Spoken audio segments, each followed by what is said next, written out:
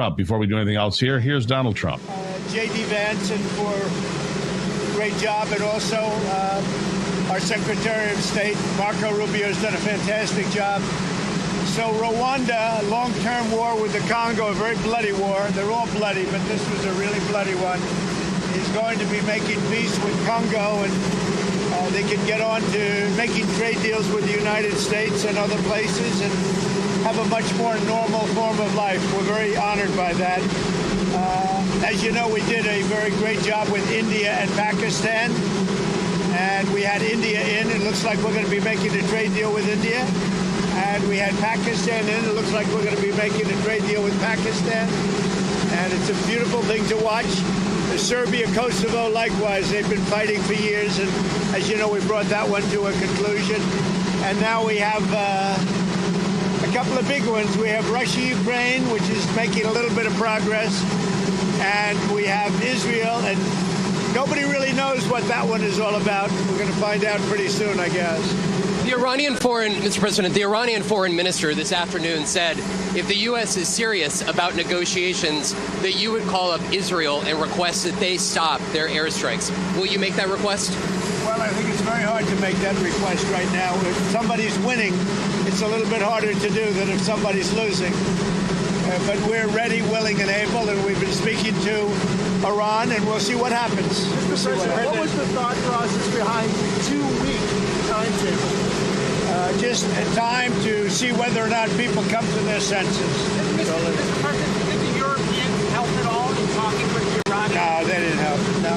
President Iran doesn't want to speak to Europe. They want to speak to us. Europe is not going to be able to help in this one. 20 years ago, you were skeptical of a Republican administration that attacked a Middle East country on the idea of questionable intelligence of weapons of mass destruction. How is this moment different with Iran? Well, there were no weapons of mass destruction. I never thought there were. And that was somewhat pre-nuclear. You know, there was a nuclear age, but nothing like it is today. And it looked like I'm right about the material that they've gathered already. It's a tremendous amount of material. And I think within a matter of weeks, or certainly within a matter of months, they're going to be able to have a nuclear weapon. We can't let that happen. I was very much opposed to Iraq. I said it loud and clear, but I was a civilian, but I guess I got a lot of publicity. But I was very much opposed to the Iraq war. And I actually did say, don't go in, don't go in, don't go in. But I said, if you're going to go in, keep the oil. But they didn't do that. What intelligence do you have that Iran is building a nuclear weapon? Your intelligence community has said they have no evidence that they are at this point. Well, then my intelligence community is wrong. Who in the intelligence community said that? Your Director of National Intelligence, Tulsi Gabbard. She's wrong. Mr. President, are the Chinese in any way helping Iran at this moment? We're hearing reports of mysterious planes landing in Iran from China. I don't know. They say that they're there to take people out, but I can't tell you about that. I get along very well with China, get along very well with President Xi. I like him. He likes me. We have a very good relationship. We'll see what happens. I can't imagine them getting involved. Is the decision that you need to make on Iran, whether to strike militarily, is this the biggest decision you'll have to make as president? Well, I can't tell you that. I have to see what happens. I can't, really say that. It depends what the decision is. But I wouldn't really be able to tell you that now. I'll tell you in about a year from now, maybe 5 years or 10 years from now. You never know about decisions. You never really know. Former president. Would you support a ceasefire while the negotiations happen? I might, depending on the circumstances. Would you? Former Congressman Matt It's very hard to stop. I will say this. It's very hard to stop when you look at it. Israel's doing well in terms of war, and I think you would say that Iran is doing less well. It's a little bit hard to get somebody to stop. Liam Cosgrove was here. Former Congressman Matt Gaetz threw out an interesting idea suggesting that if you were to broker a deal where nuclear inspectors go into both Israel and Iran, that you could win a Nobel Peace Prize, and they might even rename it the Trump Peace Prize. Did you hear those? What do you think of that? Well, they should give me the Nobel Prize for Rwanda, and if you look the Congo, or you could say Serbia, Kosovo, you could say a lot of them. You could say, the big one is India, and Pakistan, I should have gotten it 4 or 5 times. I should get it for the, I would think the Abraham Accords would be a good one, too. But what do you They think won't of that give me a idea? Nobel Peace Prize because they only give it to liberals. Would you support Iran being able to have nuclear, or would you support Iran being able to have civilian nuclear energy capabilities up to 3.76%? You know, they're sitting on the top of one of the largest piles of oil in the world. I just don't know why they need that for civilian work. You know, it's one thing for certain countries to say, hey, I want to have a certain amount where I can go nuclear a little bit because we need it for electricity, we need it for air conditioners, etc.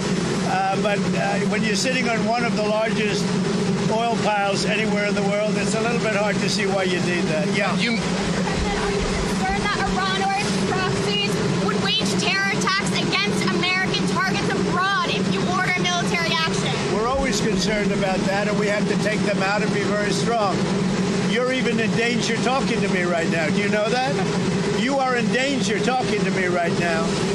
So I should probably get out of here. But you guys are actually in danger. Can you believe it? One more, Mr. President. Is it still your expectation that NATO countries spend 5% of their GDP on defense spending? Well, I think they should do that. I don't think we should, but I think they should. We've been supporting NATO so long. In many cases, I believe paying almost 100% the cost. So I don't think we should, but I think that the NATO countries should, absolutely. And if a country like Spain decides not to? Well, NATO's going to have to deal with Spain. Spain's been a very low payer. They were always a very low payer. They were either good negotiators or they weren't doing the right thing. I mean, I think Spain has to pay what everybody else has to pay. Spain has been notorious for low pay. You know who else was a low payer, just about the lowest? A place called Canada. Because Canada said, why should we pay when the United States will protect us free? And what's been right about that? ICE. Russia, Ukraine, you've been making progress towards a peace deal. But I don't know if you know this, but Lindsey Graham and Mike Pompeo were there on the ground in Ukraine, seemingly doing the opposite, trying to provoke the Ukrainians to keep fighting. What do you think of that? Well, we're going to see, and people have to be very careful with what they say. They got to be very careful with their mouth, because their mouth can get them into a lot of trouble. One more. ICE. ICE has said that they're trying to arrest up to 3,000 individuals a day. There are some communities that are saying they are fearful of being wrongfully detained or separating some families, even if they're undocumented. Is the fear in some of these communities worth the deportations of these undocumented individuals, a mass deportation program? It's a tough subject because, look, we have farmers. I love farmers. I won 80%, 85% of the farmers, and I love them, and I'm never going to do anything to hurt our farmers. And you could also say the leisure business, etc. There are some businesses where you have a disproportionate amount of people that are the people that you're talking about. At the same time, we have to get the criminals out of our country. And we're looking at doing something where, in the case of good, reputable farmers, they can take responsibility for the people that they hire and let them have responsibility, because we can't put the farms out of business. And at the same time, we don't want to hurt people that aren't criminals. Most of the people that came in over the last 3 years under Biden, I would say probably 3.5 to 4 years, those people, you have a lot of criminals, you have a lot of, I mean, we're looking at that very closely. You've had people that have worked on farms for 20 years. It's very hard to go in there and say, you know, you're coming out. But we're going to let the farmers take responsibility. They're great people. They'll do it. They know the good and the bad. So the hard part about this is not like a normal war where people wear uniforms. They don't wear uniforms. But we have murderers that came out of the last 4 years. We have murderers. We have drug lords. We have people that we don't want to. We have prisoners. They emptied out Venezuela and many countries. They emptied out their prisons into the United States. We have to get those people out. But we have stone-cold murders, 11,888 murders. We've already gotten a lot of them out of here, but we don't want them, so we have to be careful. But I never want to hurt our farmers. Our farmers are great people. They keep us happy and healthy and fat. Are there other cities that you're going to try to replicate what you've done in Los Angeles? Well, I mean, we had a big victory last night in the Court of Appeals with respect to Los Angeles, but really the country, where Gavin Newsom, who's really an incompetent governor, he's just doing a terrible job between his buyers, between seen all the houses burning down as forest fires, and now Los Angeles. If we didn't go to Los Angeles, and the sheriff admitted it, he had no control. He would have lost control. We saved Los Angeles by having the military go in. And the second night was much better. The third night was nothing much. And the fourth night, nobody bothered even coming. We put out that fire. We did a great job of it. He sued us for going in and for helping him. We went and helped him. Right now, you'd have Los Angeles burning to the ground. Largely, it would have already been destroyed. Do you want your legacy, Mr. President, to be that of a peacemaker? Do you worry that striking Iran would change that? Always a peacemaker. That doesn't mean sometimes you need some toughness to make peace, but always a peacemaker. Can you win in Iran without ground forces? Okay? Is an aerial campaign in Iran enough, or do you need ground forces? But I'm not going to talk about ground forces. The last thing you want to do is ground forces. Does Iran have 2 weeks, or could you strike before that? Are you essentially giving them a 2-week timeline? I'm giving them a period of time. We're going to see what that period of time is, but I'm giving them a period of time, and I would say 2 weeks would be the maximum.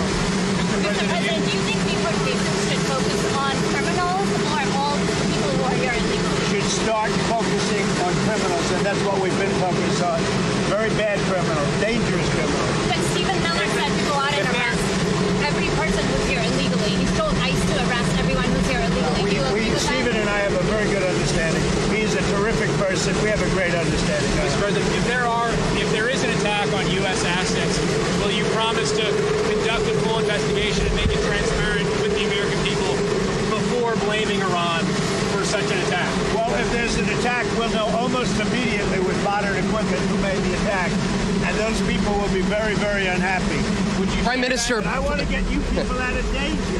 You're in danger standing with me. one more. Prime Minister Netanyahu said that they had the capacity to take out all of Iran's nuclear facilities. So what role would the U.S. be able to play, and why would they, if Israel says that they have all of the abilities, their own military? I'm not sure he said that, but they really have a very limited capacity. They can break through a little section, but they can't go down very deep. They don't have that capacity, and we'll have to see what happens. Maybe it won't be necessary. Maybe it won't be necessary. Would you like to see Congress pass a bill that bans child transgender surgeries? Well, I know they're talking about it, aren't they? We're going to have to see how it comes to me in what form. Certainly, it's been something I've been talking about also. Okay? Thank you, Mr. President. Appreciate it. Thank you, everybody. Thank you.